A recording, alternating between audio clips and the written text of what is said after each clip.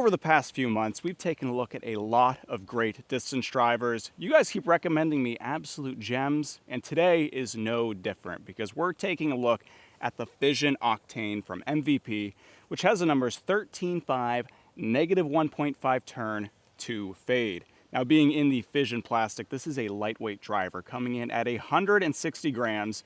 I've only thrown it a couple times in the field before recording this, and holy cow, this thing freaking crushes. You hear that? Listen to that. Yeah, that is a crazy amount of dome, which probably means really high glide and really far flights. Now, before we jump into this video, if there's any other distance drivers you'd recommend to me to unlock that maximum distance, let me know what those are down below in the comments. Now let's stop yapping and get to throwing. Kicking off our first hole, 411 foot par 3, tough birdie, really tough birdie, especially because the basket's on the left, but there's really no direct route to the basket. We're gonna be taking this high and right, trying to get around all the trees in the fairway. That's really the only good look at birdie. If any disc can do this, it's the Octane, so let's let it rip. Put it on hyzer. Oh, it flipped all the way up. And it's coming back. That was a beautiful flight. So we got just about pin high. Basket's right around this tree, which 411 foot hole. I'm super impressed by that. It's pretty rare to actually get pin high on this hole. But the fact that I got that full flip up, that is how you unlock distance in that sub 400 foot arm speed category. Well, now that we know this thing freaking launches, we gotta be a little bit careful not to accidentally turn it over too much or go way deep of these baskets, which are pretty much all nestled into the woods a little bit. 320 foot par 3, baskets off to the left, gotta get around this tree in the fairway. Baskets in the tree line. If you go in the tree line early, you're mega screwed, so you don't wanna do that. Oh boy. Okay, that flipped. I mean, I didn't mean to really juice that sucker, and I don't feel like I did juice that sucker. But yeah, that's not where we want to be. That flipped over way too much for that shot. That's one thing with lightweight distance drivers. I never know if they're going to be like sneaky overstable when you throw them at low speeds.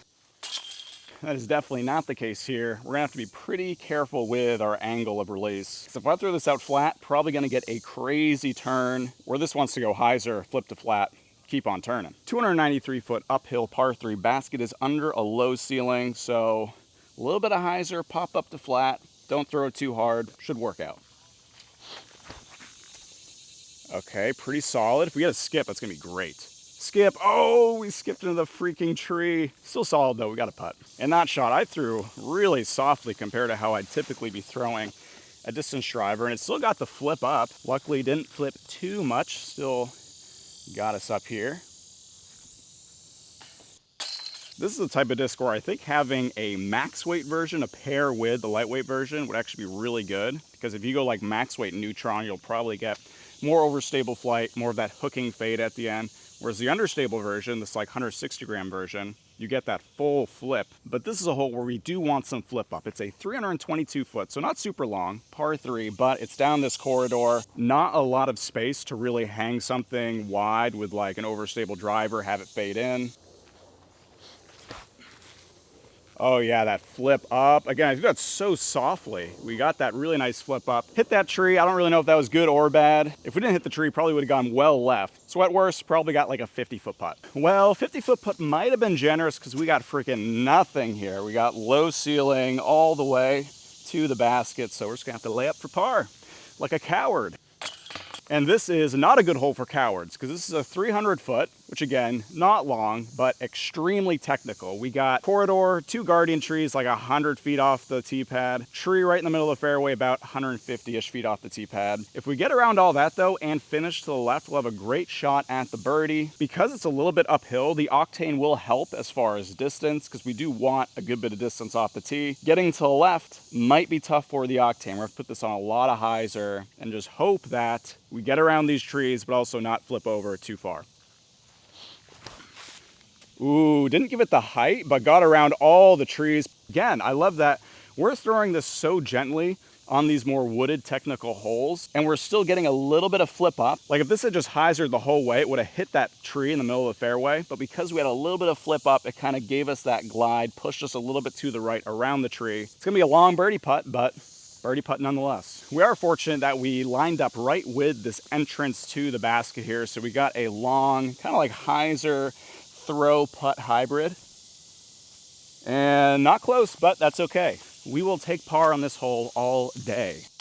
Now we come to a 388-foot par 3, so we want to bite off as much distance as we can off the tee. And we got quite a bit of space to work with out to the left, so this is a hole that actually kind of fits the Octane, unlike these more tighter wooded holes that we've been throwing. Basket's a little bit off to the right, so you kind of have to bend it around this clump of trees. Normally I go Anheuser Flex, but I feel like if we put this on any amount of Anheuser, it's going to be a roller. But I think if we just try to focus on flat-ish, give it a little bit of width, it should come back to the right. Let's see how we do.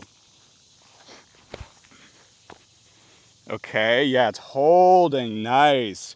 We left that too wide to really have a birdie chance at this basket, but we bit off a lot of distance, so can't really complain with that. So I didn't get to see the end of the flight because they were kind of obstructed by those trees, but I imagine we got tangled up in this, so probably lost a little bit of distance, but we still got a putt here. It's a long putt, but it's a chance at birdie at least. Yeah, ooh. Oh, gosh, dang it. That'd have been a nice bird. Now, a few weeks ago, I did a video on the MVP Catalyst, and I was very adamant that that was the best amateur high-speed distance driver because it's pretty flippy, but still has some integrity. This disc is making me change my mind. This lightweight Octane flips like crazy, but still has a little bit of fade back if you give it that height throughout the flight, let it slow down, comes back at the end. Just super easy distance so far. And I think the reason why that is because the max weight Neutron Catalyst and this lightweight Fission Octane actually have really similar flights, but because the Octane is lightweight, it is super easy to get up to speed. I think that's why I'm seeing even further flights than I was with the Catalyst, which I already considered the Catalyst one of my furthest flying discs, so this disc really impressing me distance-wise. 411-foot par 3, fairway kind of bends just subtly to the right before dog-legging aggressively to the right about 370 feet down the fairway. We're just going to try to get a nice bit of distance on this without burning it over into a roller or into this tree line on the right, which is total jail. Do not want to end up there. At the same time, we have some OB left, so we don't want to saw this off or throw it too gently, get a fade out. Oh, we burnt that over way too much. That's what I was afraid of. A really flippy disc like this, I'd really have to trust the hyzer to get all the way back to the right without going too far left and going OB, which this disc can definitely do. I just did not trust it. We got lucky though, because our burn over throw actually set us up for kind of this sneaky gap where you can just cut off like a good part of the fairway, but it requires me to throw a pretty darn good shot with my tempo here, which no guarantees for that. Oh, but I did. There we go, and we got a putt for par. Which brings us to a 332-foot downhill par 3. There's a bottleneck about 200 feet off the tee pad. This is a hole where you really need to know how your disc is going to flip. I love going hyzer flip here and having it flip kind of like to the right as you need to like hit that bottleneck. But because I don't know this disc very well, I don't really know when it's going to flip versus the speed that I'm throwing it at, which is going to make this hole challenging, but we're going to do it anyways. Yeah, keep flipping. Yes, yes. Oh, yeah. It's going to be to the left of the basket, but we're going to be pin high with a putt probably. Well, we would have parked the long basket, but because we're in the middle position right now, instead we are left with a really long putt slash hybrid throw. So all in all, the Octane really impressed me. Like, I've been a huge Catalyst fan over the past couple months, but the Octane might be kind of pulling me away from the Catalyst a bit.